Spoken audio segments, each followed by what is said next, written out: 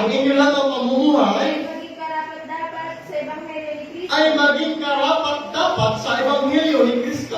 Upang maging ako ay dumating at kayong makita o wala man sa harap ninyo ay mabalitaan ko ang inyong kalagayan, na kayo'y matitibay sa isang espiritu, na kayo'y nangagkaisa ng kaluluwa, na naisisikap na pananampalataya sa Ebanghelyo. Ayun. Para pagka dumating po ang ating mahal na Panginoon, ay hindi po tayo mabibigo. Amen? Matibay po tayo sa ating pananampalataya. Yun po nga yung Panginoon. Anong klaseng pamumuhay? Ay hindi po ba tayo kung nangungupahan ka lang? Diba? Sabi nga natin tayo lahat, hindi po tayo laging magsasama. Balang araw, no? Si Brother Eman, ito ay gagraduate na. Isang taon lang. Engineer ito. Electrical. Kaya pagka may problema kayo sa kurente nyo, sabihin nyo. Diba? Oh.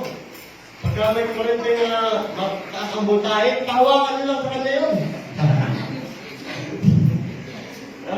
Electrical engineer to Diba? May panglaban na siya doon. Ano yun? Safety shoes. Diba? Amen? Praise God, hallelujah. So, kayo na rin po bahala sa kanya pagkatapos niya na gawin yung kurente. No? Pamirindahin niyo, kainumin niyo ng tubig. Maganda-ganda talaga yung gawa niya. Lagyan niyo ng kulay yung tubig. Diba? Amen? May pambara, may panulak pa. Amen? Gusto yata itulak ng mga ito. Hallelujah. So, yun po pamumuhay na nais ng Panginoon. Amen? Na naaayon sa Ebanghelyo. Ano ba yung Ebanghelyo? Salita ng Panginoon. Ano ba ang salita ng Panginoon? Mabuti. Kaya yung ating pamumuhay, kailangan mabuti. Huwag tayo magiging natin. Huwag rin po tayo pagdating sa gawain ng Panginoon. Akala natin, may mga tao ganun Gusto nila, special sila lagi. Special. Kaya nga hindi ka pinanganak na special child Diba? Mas maganda lang hindi tayo special. Isa lang pong special dito, ang ating mahal na Panginoon. May mga tao, hindi mo lang makamayan, magtatampo na. Diba? Hindi mo lang mapansin, magtatampo na. Ano gano'n? Yung kalaki-laki ng, kalaki-laki, nagkalit-lit na lang sa bahay ito, di pa ako napansin ito. Hindi talaga ko nakausap ito. Yun po ay, huwag na mo natin itrato yung sarili natin na the best, special. Yeah? Isa lang po itrato natin ang the best dito. Ang ating mahal na Panginoon.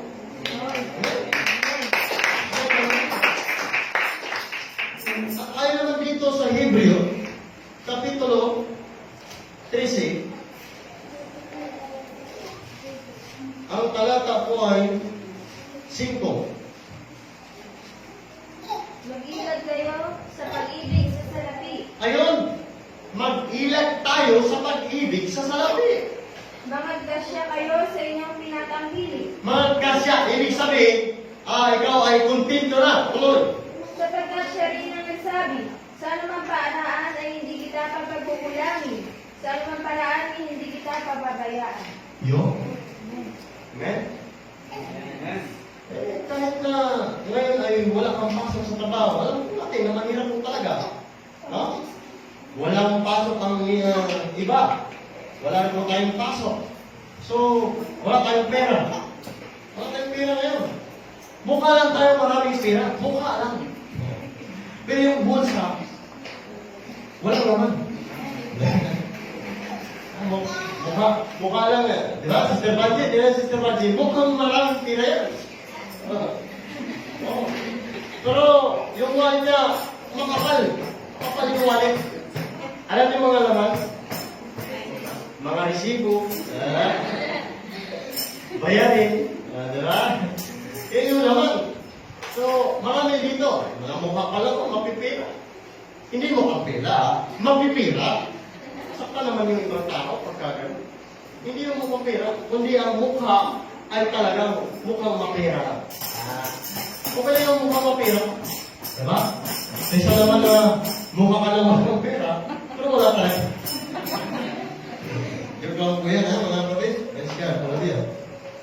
So, nais ng Panginoon, ayaw natin ilag tayo sa pag-ibig sa salapi.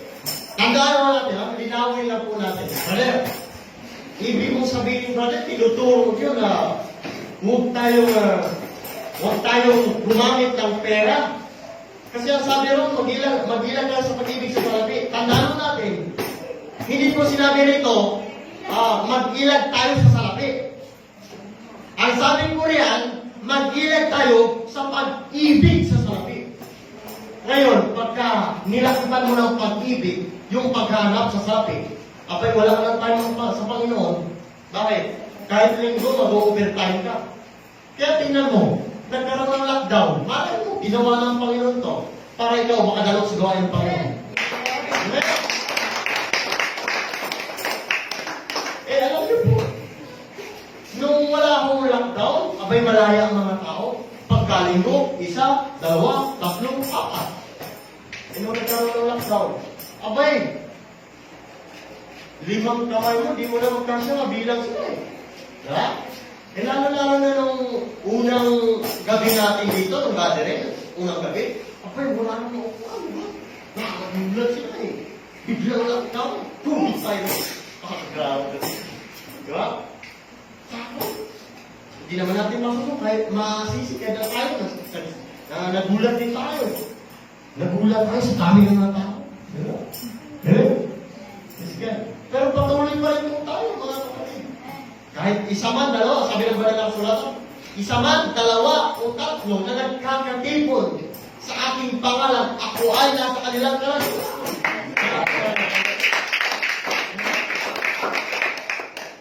So sa dami ng mga tao tumatawag sa Panginoon, sa oras na ito, isa ka sa nakita ng Panginoon na nakaupo para makinig.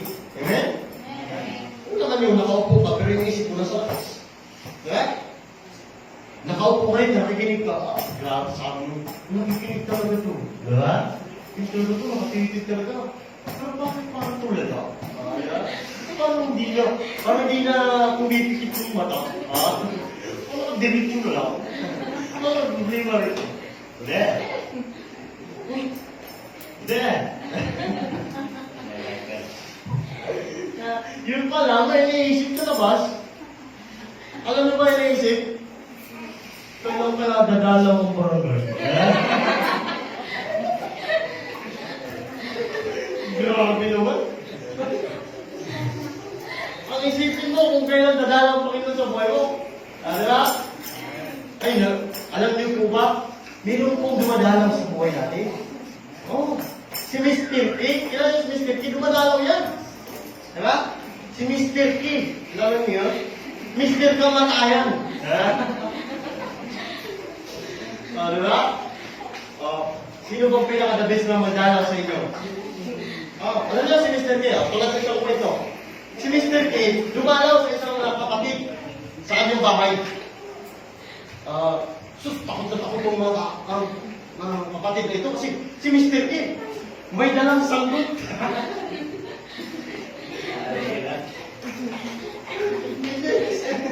Akala mo naman, ano yun, mag-alo ng tuba, hindi, sanggot, di rin.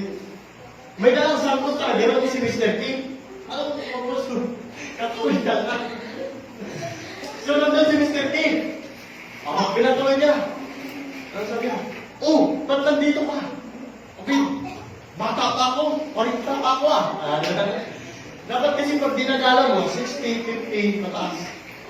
Lalo pag lumatpas ka na ng 70, abay, araw-araw na si Mr. P sa bahay mo.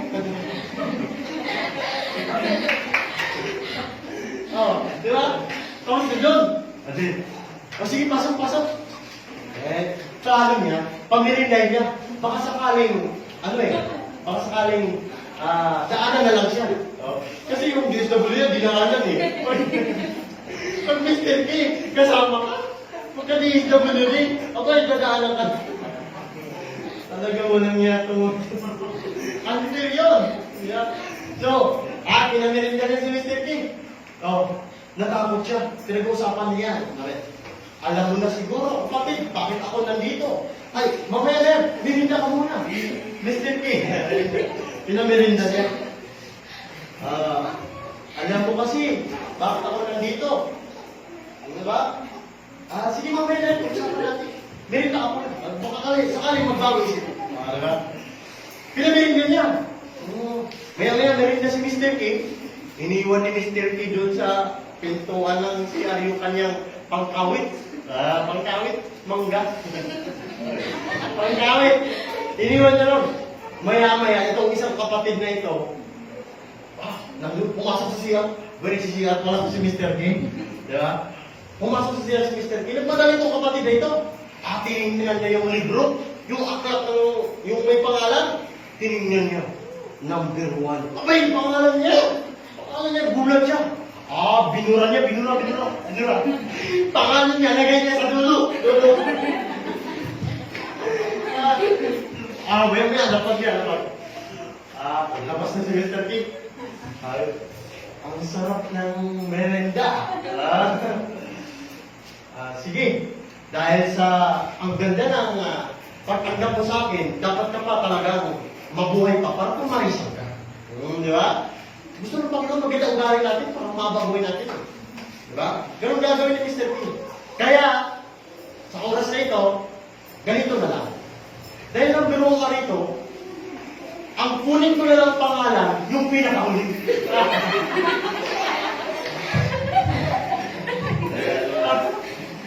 Kaya talaga, ipag-uras ko na oras. Ano? Grabe naman ito si Mr. King. Bakit hindi sulat bulpin para hindi sana mabura? Lapis lang pala. Grabe mo. Binura. Inilagay yung pangalan niya sa dulo. Wala si Mr. K, nasa CR. Natuwa si Mr. K kasi pinamerienda. Kaya pag pumasok sa bahay natin, pagkarindihan natin. Para matuwa naman. Ngayon, natuwa si Mr. K, nabusog. Natuwa sa kanya. Sabi ni Mr. K, sige, dahil pinamerienda mo ako, may juice na, may pinapay pa. May cheese pa. Sige,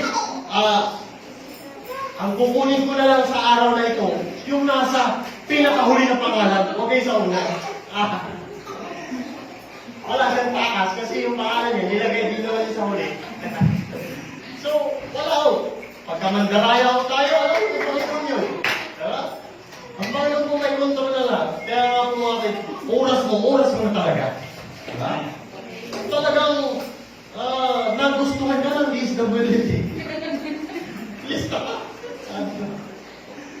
Amen? Praise God, hallelujah. So, ano ang nais ng Diyos gawin sa mga tao kung siya ay nasa sa pag-ibig ng mundo at sa lapit? Halimbawa, sabi roon sa Hebreo 13:5 na ilag kayo sa pag-ibig sa lapit. Mayroon kasi pagka umibig ka. Huwag mo natin maliin po ng pag-intindi. Ang sabi po rito ay magsiilag kayo sa pag-ibig sa salapi. Hindi po magsiilag sa magsiilag sa salapi. So, pagka nilapatan mo lang ng pag-ibig, doon ka pala pwede umilag. Diba?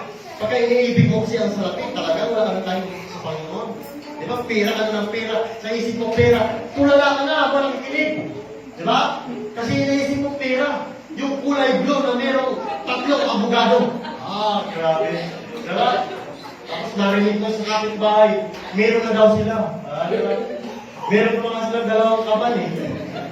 Pinilit kasi sila. So, maubos din yan. No? Amen? Praise God. So, ano gusto ng Panginoon? Ano naman mangyayari sa mga taong hindi magsiilag sa pag-ibig sa salapi? Amen? Mga gahanan na para sa mahihirap, pero sinulo nila. Diba? Hanggang ngayon, di pa nakarating sa mahihirap yung kailangan nilang pera. Diba? Amen? Wala ko lang mahirap dito. Puro mayaman.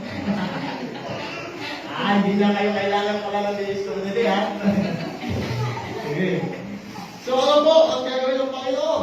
Sa unang Timoteo 6, unang Timoteo 6, 10 hanggang 11. Pakinggan natin mga kapatid. Sapagkat ang pag-ibig sa salapi ay ugat ng lahat ng uri ng kasamaan. Ang pag-ibig sa salapi ay ugat sa lahat ng kasamaan. Na sa pagnanasa ng iba ay namasingsay sa pananampalataya at tinuhog ang kanilang sarili ng maraming mga karubayan. Sa 11, dapat ikaw, o tao, ng Diyos, tumakas ka sa mga bagay na ito. Tumakas ka sa mga bagay na ito. Ano yung mga bagay? Yung pag-ibig sa salapi. At sumunod ka sa katuwiran, Sumunod ka sa katuwiran. sa kabanalan, Sa kabanalan. sa pananampalataya, Sa pananampalataya. sa pag-ibig, Sa pag-ibig. sa pagtitiis, Sa pagtitiis. sa kamuan. Sa kaamuan. Yun po ang next na Panginoon. Masaya ko tayo maglingkod sa Panginoon. Amen. Gusto ng Panginoon ay kontento ka na kung anong meron tayo. Di ba? Kontento ka na sa asawa mo. Ano mang klase asawa mo. Di ba? Kung yung ilong niya nakatago. Kontento ka na. Di ba? Bigayin mo na lang pag nag-usap kayo. Ano makita? Alam mo, mahal, ang takot pala ng ilang mo. Diba? So, kontento, yun ang nais ng Panginoon. Maging kontento tayo kung ano man meron tayo. Eh kapag gusto natin talaga, ganda ng asawa niya. Ganda po kakula ba? Ganda ng cellphone. Pero may cellphone na siya, ganda ng cellphone. Nagkanais na naman ng bagong cellphone. Gusto na naman, higitan ko yung cellphone ng isa. O, di ba? Ayaw ng Panginoon ng gano'n. Pag-ibig na yun sa mga makasandibutan ng bagay. No? Pag-ibig sa salapi, ano yun? Ang pag-ibig sa salapi ay ugat sa lahat ng kasamaan. Bakit? Alam niyo po ba kapag nais natin bumili, kahit meron na tayong magandang damit, gusto pa natin bumili ng maganda pa. Di ba? Kaya nga merong kanta na nagsisimba lang pag may bagong damit. Di ba? May ganun eh. Di ba? Bagong relo. Oo, di ba? Sisimba lang. Pagka may damit na ipagyayabang. Yan. Kaya nga, di ba? Oo, alam mo sa Panginoon, hindi na mahalaga kung yung damit mong yan, Brother Raymond, doon pa nakalang taon yan. Oo. Huwag lang may butas sa harap. Di ba?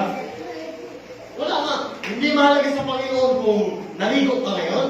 Hindi mahalaga yun. Kung naligo ka ngayon bago pumunta rito, hindi mahalaga kung naligo ka. Kung ano amoy mo. Huwag mo lang dinihingahan yung katabi mo. Di ba? Hindi mahalaga yun eh. Ang gusto ng Panginoon dito, ano po? Ano po yung narinig natin? Maging kontento na tayo sa lahat ng meron tayo, mga kapatid.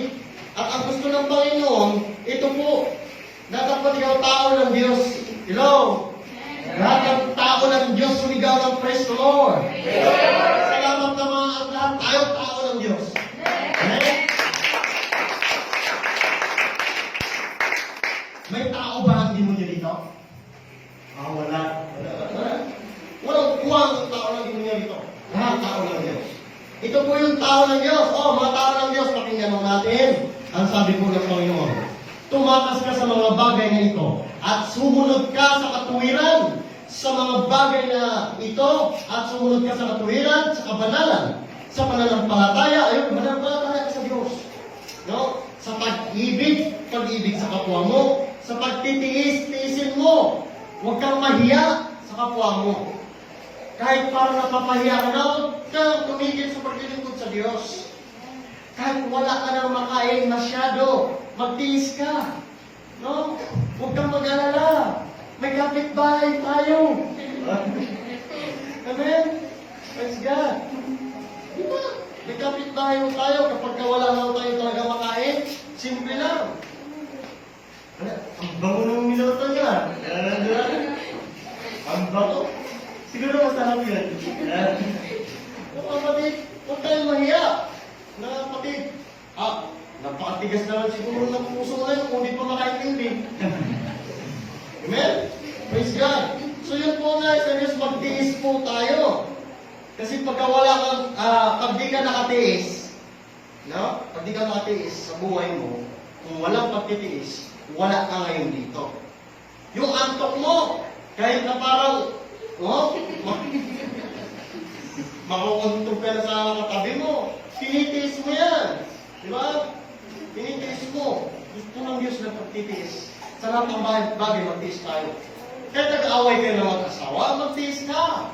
Huwag mo sabihin, ayaw pa naman sa iba. Inaaway na naman ako ng asawa. Masalamat ka kung inaaway ka. Mahal ka niyan. Di ba? Mahal ka niyan. Di ba? Amen? Di ba? Pagka walang away, walang, lambingan. Di ba? Bakit di naman kayo nag-away lagi? Paano mo? Paano ba pag may away kayo? Ano ba ang dulo ng away? Di ba dalang kami mo? Alam mo mahal, di ba? Ang kinis mo. Di ba? Ang kinis mo. Ang ganda ng mata mo talaga mo. Gusto mo naman nilisik sa akin.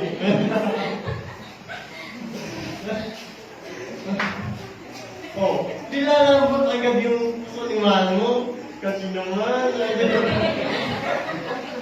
pero, ano? Diba? Ganun lang, pag-usapan. Hindi mo sa lahat ng panahon, lagi kayo yung tatawanan. Pagka puro kayo tawanan, ako. Delikado na yun. Diba? Tapos nung kahit na isa ka na lang, tawa ka pa rin ng tawa. Okay, dilig ka. No? May problema na nga yung ating barangay ngayon sa COVID. Baka magka-problema pa sa'yo. Amen? Yes, God. Andiyan pa ba tayo mga kapatid? Bakit pinapatakas tayo ng Diyos sa mga bagay na ito? Ano ang ibig sabihin na tayo ay tumakas? Amen? Ano ibig sabihin? Bakit tayo pinapatakas? Alamin natin mga kapatid kung bakit. Dito sa Ecclesiastes,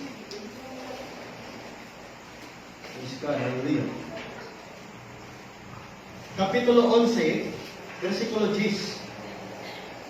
Kaya't ilayo mo ang kapanglawan sa iyong puso. Ilayo mo ang kapalawan sa iyong puso. At alisin mo ang kasamaan sa iyong katawan. Alisin mo ang kasamaan. Yung pag-ibig sa salapi, kasamaan yun. Sapagkat ang kabataan at ang kasariwaan ng buhay ay walang kabuluhan. Ayun! Malakas ka pa ngayon. Bata ka pa. Oh. Paano ba natin masabi ni brother na bata para sa tao? Pagka nag-edad ba siya ng 10 years old? Hindi. Kahit 30, 40, bata ka pa rin. No? Bata isip. No? Ay, alam mo po, bata pa rin yun. Diba? Kasi kapag sinabing matanda, ano na yan eh? Natupang ko na yan. Diba? Nagbibilang ka ng akbang yun. Diba? Inaakay na lang ako yun. Ako, kailangan ba tayo? Malapit na po tayo sa cemetery.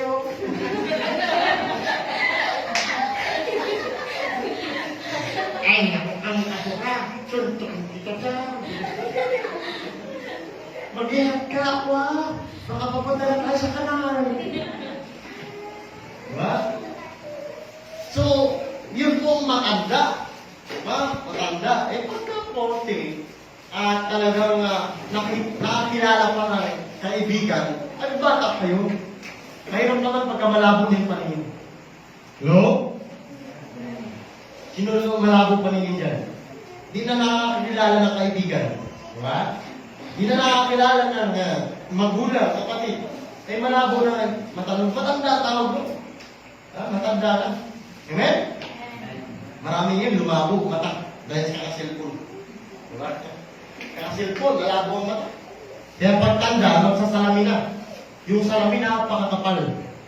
No? Nakakasulog na ng bahay. Linti kasi. Pag tinamaan ng araw, papunta sa bahay, sulog.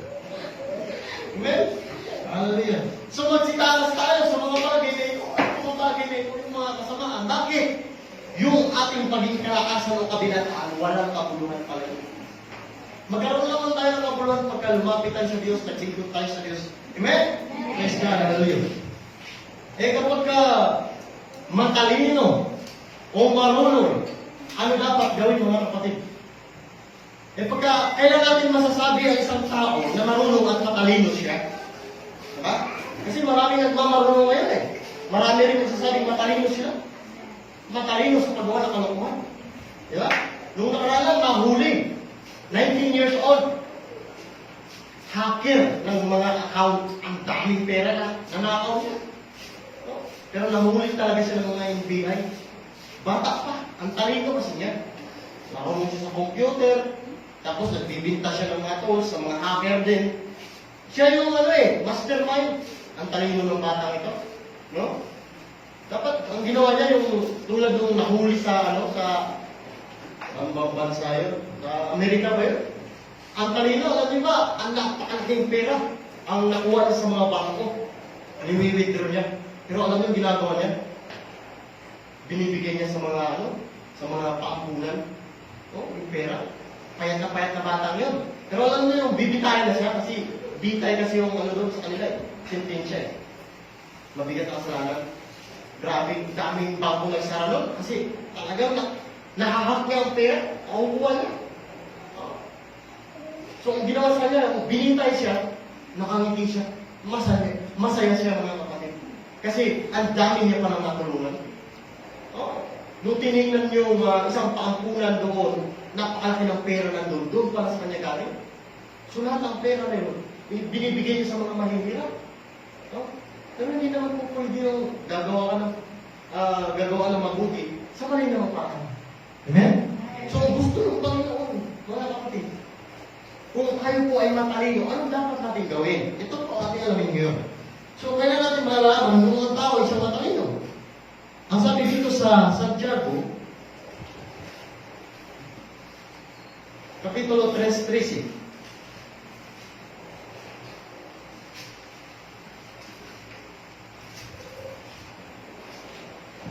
Sino ang marunong at matalino sa inyo? Sino ang marunong at matalino sa inyo? Ipakita niya sa pamamagitan ng mabuting kabuhayan Ayun, ipakita sa mabuting kabuhayan. ang kanyang mga gawa sa kabuuan ng karunungan. Ayun. Matalino ba tayo? Maraming, sabi na sa libutan, marami daw matalino. Pero sabi ng Panginoon, sino ba ang matalino? Ang matalinong tao nag-iisip kung ano ang maging kahinatnan niya bukas. Amen? Yun po matalinong tao. Ang iniisip niya, yung advance mag-isip pa. Diba? Siguro ang pinakabubo na rin na tao, yung alam na ang mangyayari niya bukas, pero tigas pa rin ang ulo. Diba? Alam niya na mamamatay siya pag pinagpatuloy niya yan, may ginagawa niya pa rin yun. Yun din ang pinakabubo. Diba? Huwag dyan, brother! Huwag ka pumasok dyan! Sister, huwag yan! Ayaw makinig. Bubo yun. Kasi, kaya nga pinagpabawal, kasi mapapahamak siya, pero tuloy-tuloy pa rin. Ang sabi ng banal na kasulatan, pagka matalino, sino marunong matalino sa inyo, ipakita niya sa pamamagitan ng mabuting kabuhayan ang kanyang mga gawa at sa kaamuan at sa karunungan. Hindi maging mabuti ang kabuhayan mo at hindi maging kaamuan kung hindi ka susunod sa kalooban ng Panginoon. Amen? Praise God, hallelujah. So, kapag may kaalaman ka, ano ang dapat nakatangian meron ka? Kung matalino ka, sabi ro, di ba? Kung matalino ka, marunong ka, ano ang dapat katangian na meron ka? Ayon dito mga kapatid sa 2 Pedro 1:6.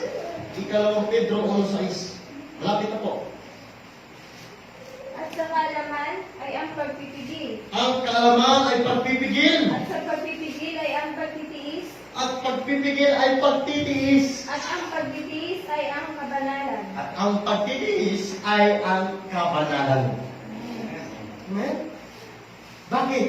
Bakit, brother? Lagi kong narinig kanina kayong kabanalan. Ano ba yan? Gaano ba ka-importante yung kabanalan nandiyan sa kabanalan? Pakinggan natin mga kapatid. Praise God, hallelujah. Sa Hebreo 12:14. Hebreo 12:14. Sundin ninyo ang kapayapaan sa lahat ng mga tao. At ang pagpapakabanal. At ang pagpapakabanal Na kung wala ito'y sinuman ay di makakakita sa Panginoon. na kung wala ito, ay ay sino man ay di makakita sa Panginoon. Sa madaling salita, hindi maligtas. Amen? Pagka naligtas ka kasi, makita mo ang Diyos ng mukhaan. Di ba? Amen? Praise God. So, ganun po kalaga ang kabanalan. Kaya ayon po sa ating binasa sa ikalawang Pedro 1:6, no? Ang sabi po rito, at sa kaalaman, pagka marunong ka, ay ang nagpipigil ka. At sa pagpipigil, ay ang pagtitiis. Kung nagpigil ka, may pagtitiis ka. Pagka nagpigil ka, tapos di ka nakatiis, aba, bumigay ka ngayon. Diba? Kasi wala kang pagtitiis. At kapag nagtiis ka, mga kapatid, ang sabi rito, ay kabanalan. Yun.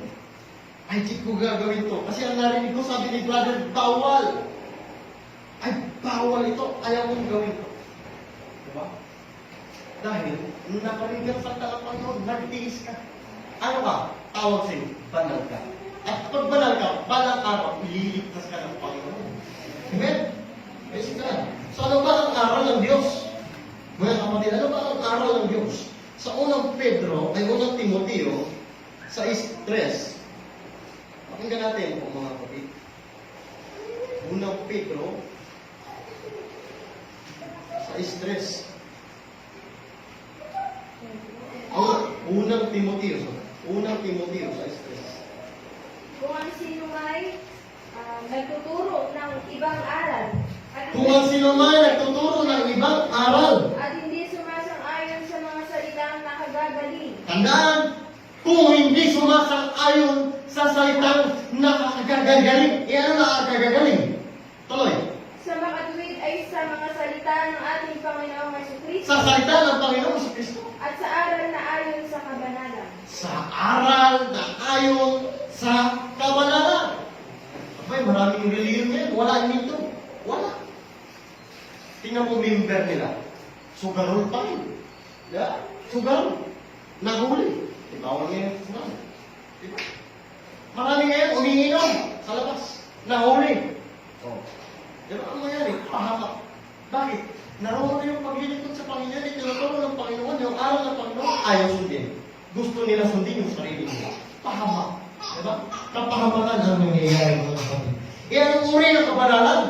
Marami kasing banal-banalan eh. Diba? Banal na aso, santong kabayo. Diba? Maraming kabanalan. Diba? Nagbibigay daw umano sa jeep, di ba? Yung pakitang tao lang po. May awit yan eh. Banal na aso, santong kabayo. Nakakatawa talaga. Bakit? Banal-banalan lang. Anong klaseng kabanalan ang binanggit sa banal na kasulatan? Pakinggan mo natin. Sa ganun pa rin talata, mga kapatid, sa 6, Kapitulo 6, versikulo 6, unang Timoteo. Datapwat ang kabanalan na may kasiyahan ay malaking kapakinabangan. Ayun! Kabanalan na may kasiyahan. Banal ka, pero nakasimangot ka. Diba? Anong klaseng Kristiyano kaibigan ko? Diba? Bakit nakakulot ang iyong noo? May padala-dala ka pa ng Biblia. Diba? Di ka naman nagbabago. Diba, mga kapatid? Lagi pa rin nakakulot ang noo, parang Bernie Santo. May lawit yan. Ano ka bang klaseng Kristiyano kaibigan ko? Bakit lagi nakakulot ang iyong noo? Parang Bernie Santo. Diba? Gusto ng Panginoon, merong kasiyahan. Masaya tayo, amen? Amen. Ngiti kaya tayo dyan? Ayun, ngiti talaga. Oh. Iiwan natin yung problema natin sa bahay, huwag natin galing dito. Dahil pagdating natin sa bahay, meron na tayong panlaban sa problema natin sa bahay. Amen? Oh, sabi ng Panginoon, narinig ko kanina, diba? Magpakabait ka raw, at di ka tumino, mamamatay ka. Sabi na raw, ganun ba? Sama mo ako ulit din mamaya. Sa sunod punta mo, sama mo ako ha. O, di ba? Yung asawa nila, yung iba natin ang kapatid. Sa sunod yan, kasama na. Asawa, kasama na anak. Hindi sila na lahat maliligtas.